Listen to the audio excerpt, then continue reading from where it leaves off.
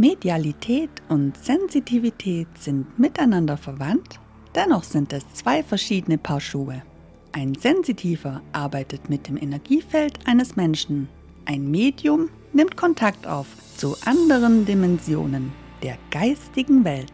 Eine sensitive Person ist kein Medium, aber jedes Medium ist sensitiv.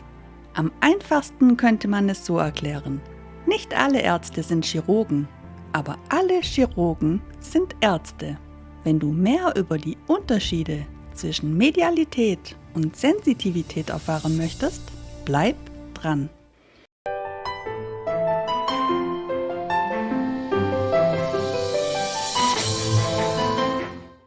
Eins vorweg, wir haben alle Gaben. Alle Menschen haben die gleichen Voraussetzungen. Man muss nicht damit geboren oder gar auserwählt sein, wie so oft im Volksmund geglaubt.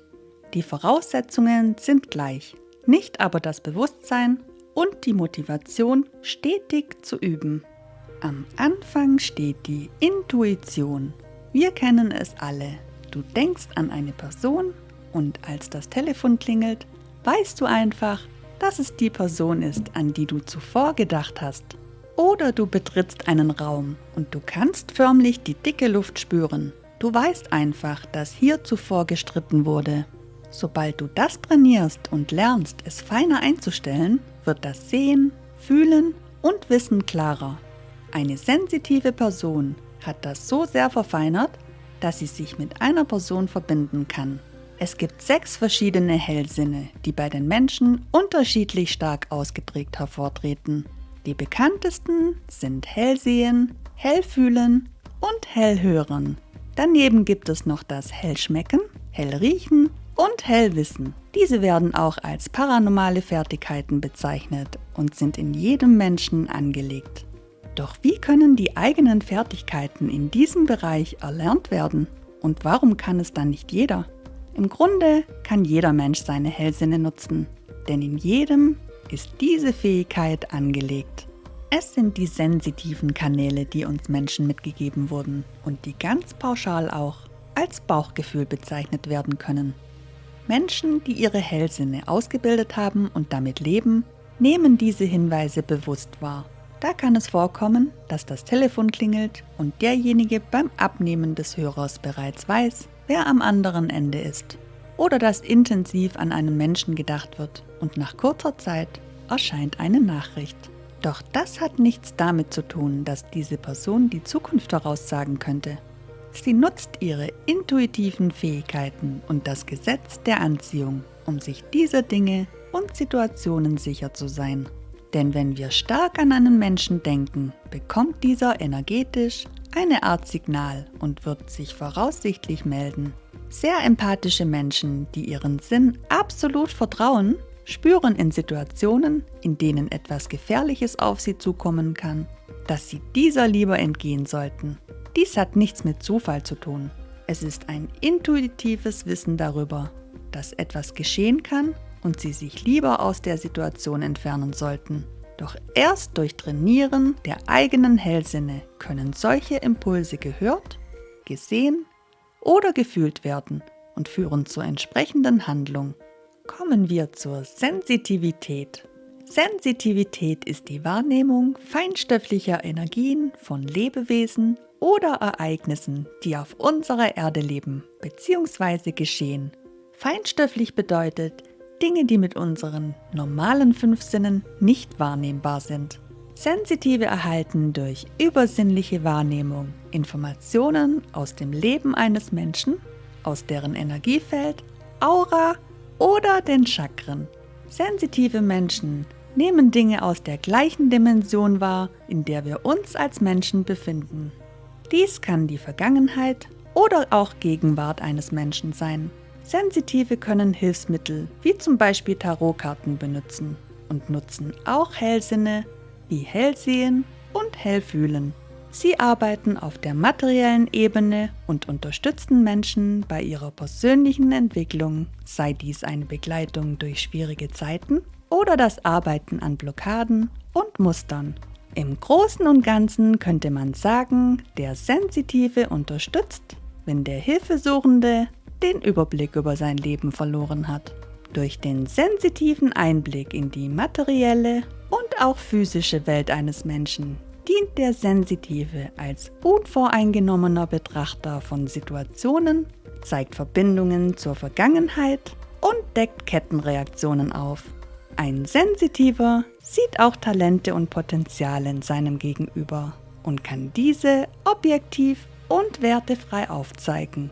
Ein Sensitiver sollte keine Ratschläge geben, sondern durch seine Einsicht neue Blickwinkel und Impulse verschaffen. Bedenke, nicht jeder Sensitive ist auch ein Medium.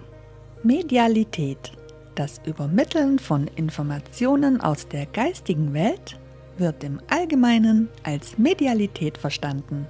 Ein Medium arbeitet mit der geistigen Welt, mit Jenseitskontakten, Geistführern, Engeln, Meistern, Heiligen und anderen Wesen. Alle Medien sind auch sensitive. In der englischen Tradition wird diese Arbeit als Medialität, Mediumship, betrachtet und das Arbeiten mit dem Sitzungsnehmer als Sensitivität, Psychic. Das Medium erhöht die eigene Energie, um mit der Seele in der geistigen Welt zu reden. Das Erhöhen der Energie könnte man auch als Veränderung des Bewusstseinszustandes sehen. Es ist ähnlich wie das Tagträumen. Man ist anwesend und trotzdem woanders. Das Medium setzt neben dem Hellsehen und Hellfühlen auch das Hellhören ein. Von Medialität redet man erst, wenn ein Mensch als Übermittler für Nachrichten aus der geistigen Welt dient. Beim Jenseitskontakt beweist ein seriöses Medium zuerst einmal die Anwesenheit eines Verstorbenen. Das Medium beschreibt den Verstorbenen äußerlich und charakterlich. Auch das Erwähnen von Beruf oder Familienverhältnissen, das Nennen von wichtigen Ereignissen aus dem Leben des Verstorbenen, wichtigen Erbstücken oder Namen, einfach alles, was zur Identifikation des Verstorbenen beiträgt, ist erwünscht. Erst wenn klar ist, wer aus der geistigen Welt anwesend ist und der Verstorbene zweifelsfrei erkannt wurde, wird eine Nachricht weitergegeben. Diese Nachricht kann manchmal auch sehr einfach sein. Es gibt mich noch, ich bin bei dir, ich liebe dich, sind Nachrichten, die zwar kurz, aber für die Person im Jenseits sehr wichtig sind. Manchmal geben Verstorbene auch Ratschläge.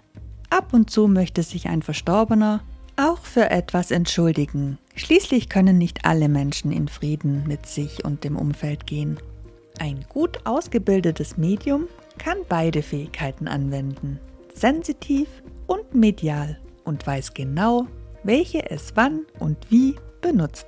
Gut ausgebildete Medien wirken auch unterstützend bei Polizei und Militär, wenn es darum geht, vermisste Personen wiederzufinden oder um herauszufinden, ob eine Person überhaupt noch lebt. Remote Viewing dürfte jeder schon einmal gehört haben. Korrekt arbeitende Medien betreiben keine Wahrsagerei. Sie sagen dir nicht, was du tun sollst. Sie machen dich nicht abhängig von ihrer Meinung oder ihrer Arbeit. Niemand kann dir präzise die Zukunft voraussagen. Wir alle haben den freien Willen und können jederzeit frei entscheiden. Kurzum, Sensitivität und Medialität sind sehr miteinander verwandt. Ein Sensitiver arbeitet mit den Hellsinnen und dem Energiefeld eines Menschen oder Tiers. Ein Medium arbeitet mit den Hellsinnen und der Übermittlung von Informationen aus der geistigen Welt. Habt ihr schon mal eine Sitzung bei einem Medium oder einem Sensitiven in Anspruch genommen? Schreibt mir gerne in die Kommentare, was für eine Leistung das war, zum Beispiel Tierkommunikation oder Jenseitskontakt und vor allem, welche Erfahrung ihr damit gemacht habt. Jeder Kommentar erhält wie immer ein Herz. Ihr Lieben, um keine Videos oder Podcasts mehr zu verpassen, abonniert den Kanal und aktiviert die Glocke. Das Abo ist für dich natürlich absolut kostenfrei. Meinen Herzensdank an euch. Um vom YouTube-Algorithmus überhaupt ausgespielt zu werden, zählt eure Mithilfe. Denn jeder Kommentar, jeder Daumen hoch und jedes Abo hilft, dass das Video angezeigt wird. Vielen herzlichen Dank und vergiss nie, du bist geliebt.